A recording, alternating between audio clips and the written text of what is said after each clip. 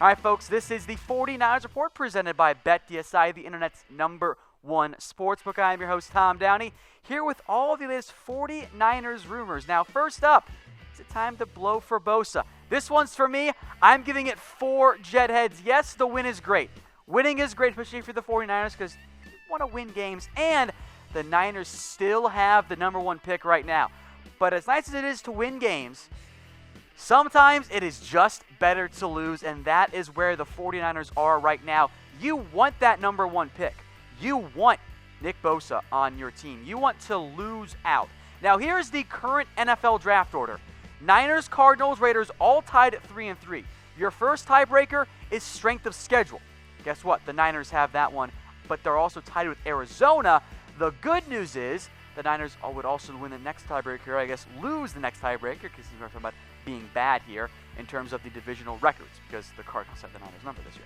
Now, where things get interesting is coming up when the Cardinals play the Falcons. Now, strength of schedule, assuming the Cardinals do lose, is going to be a big factor for this. Now, with that said, Niners fans, in other games, you are cheering, of course, if you do want the #1 overall pick, you're cheering for losses against the Seahawks, the Bears, and the Rams.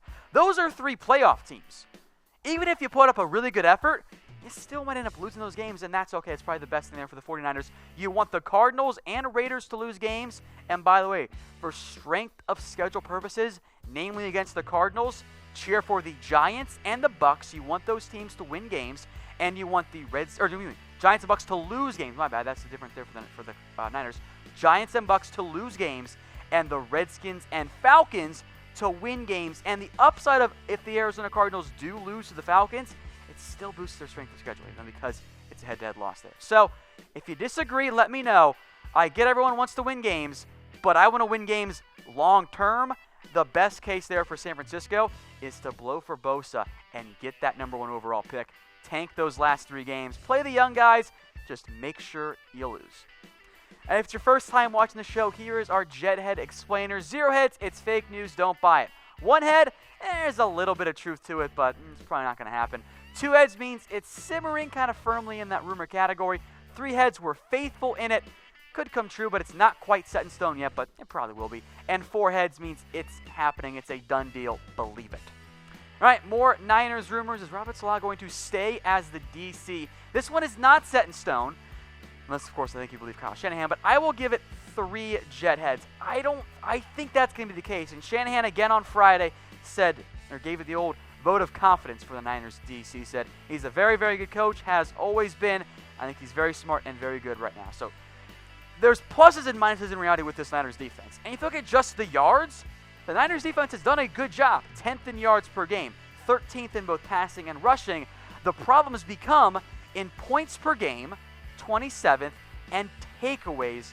You are dead last in the NFL if you're the Niners defenders right now. That's a bad thing. Now, I think you need takeaways in today's NFL. The Niners defense has not done that. But on the same side, I think a lot of the points can be attributed to the fact that the Niners are turning the ball over way too much on offense. They have given the ball up as one of the worst teams in the entire NFL this year. Overall, a -21 turnover differential, dead last in the NFL. So, yeah, the defense has not been good enough. So my final guess here, we'll see if things change, if they totally collapse, but I don't think it's going to. The Niners will keep Saleh for 1 more year. He will be on the hot seat in a big, big way next year. I think in reality, because of all the injuries this year, especially on offense, which has negatively impacted the defense, you'll see most people, not everyone, get a 1-year restart. They'll kind of talk this up as a lost season and try again next year with a similar group. Now, today's show is brought to you by BetDSI, the internet's #1 sportsbook. Chatsports.com/bet. Promo code LIVE120 gets you a 120% deposit bonus. What that means is you put down $50, BetDSI will give you $60 extra to bet with. 100 for 120, 500 for 600, but only on BetDSI. And get signed up now because you don't have that many NFL games on to bet with this year, or bet on this year. All right, more rumors. Are there going to be changes coming for the 49ers? This one seems like a no-brainer, right?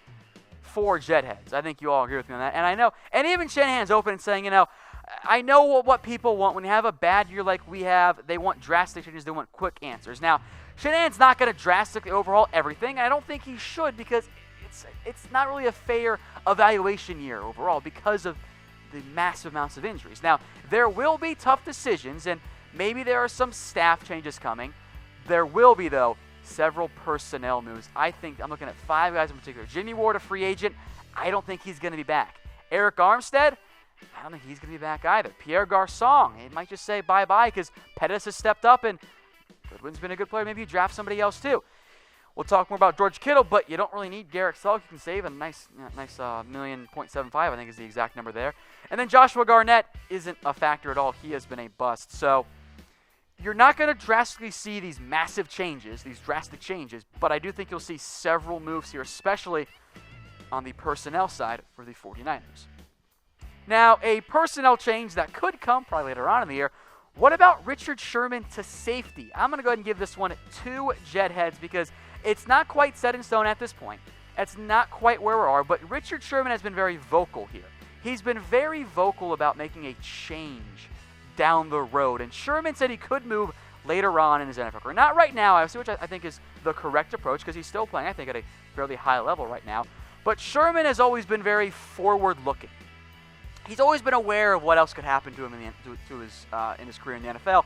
And he's already spoken with Charles Woodson about, hey, in a couple of years before I get to my end of my career, which he says is going to be around 35 years old, maybe he makes the move to safety. I think he'd be a good safety, especially as he gets older and does kind of lose a step.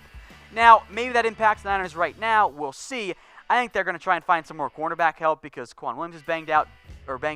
DJ Reed, though, by the way, looked really good against the Denver Broncos playing in that nickel role. I'd like to see Reed go back to that spot. That's what he played at Kansas State. And then go find a stud free safety in the draft or in free agency. And then worry about Sherman moving down the road in the future. But I think, just looking ahead here, at some point Sherman will make the move. But it's not right now, so that's why it's only 2 heads. And just for an immediate need protector for the 49ers, they got to get some more secondary help very, very soon. All right, next up is there going to be a backup quarterback battle next year. I'm going to give this one 2 heads again because, yeah, there's going to be, but I think it's going to be kind of more of the, in quotations, battle. Now, Shanahan is right when he says that, no, as of right now, they're both going to go into the offseason competing because that's what you want, right? You want competition. And you like C.J. Beathard, even though he maybe wasn't as good as Nick Mullens. Where frankly, he wasn't as good as Nick Mullens. And Shanahan has been very clear to say, look, Mullens playing is not a knock on Beathard because the only reason Mullens got in, at least early on, was because Beathard was hurt. Now, Mullens has played so well that you're not going to pull him in favor of Beathard. But I don't know how much of a battle this is going to be. I think it's very clearly that Nick Mullens is the better quarterback of the two. The numbers back that up, too. Better TD to interception ratio, more passing yards, more accurate, way better yards per attempt. It's a no-brainer for me. Nick Mullens should be your backup quarterback next year for the 49ers. The but comes is if Beathard drastically improves or Mullens drastically regresses. So let me know what you guys think in the comment section. For me, at least, I think it's pretty obvious. Beathard has to be your guy at the backup quarterback spot. Jimmy G still your franchise guy once he gets back and healthy, but I think Mullens is your number 2. I hope I didn't just misspeak. Mullens is your number 2, and Beathard is your number 3 guy there at the quarterback spot. All right, folks, it's the holiday season. If you don't know what to get your dad or your uncle or whomever, get him a mizzen and main shirt. Don't go with a lame tie that he probably actually already has and will never wear. Get him the best damn dress shirt out there. It's the one I'm wearing right now, a mizzen and main shirt. Comfortable.af is the site, and trust me, you guys are not going to find a more comfortable dress shirt than a mizzen and main shirt. All right, one last rumor, and this is barely a rumor, it's really a fact at this point, is George Kittle the NFL's next great tight end? Well, I almost put down fake news because he's not the next great. He is already a great NFL tight end, but I'll give it 4 Jets because I thought it was going to be confusing for you. George Kittle has arrived, and he probably arrived a couple weeks ago. But that game against the Denver Broncos, I don't know if it's a breakout game or a re-breakout game, whatever you want to call it, that was incredibly impressive. And frankly, I think George Kittle might have already emerged as the 49ers' best player. No disrespect to guys like DeForest Buckner, but Kittle's balling out. 69 receptions, nice.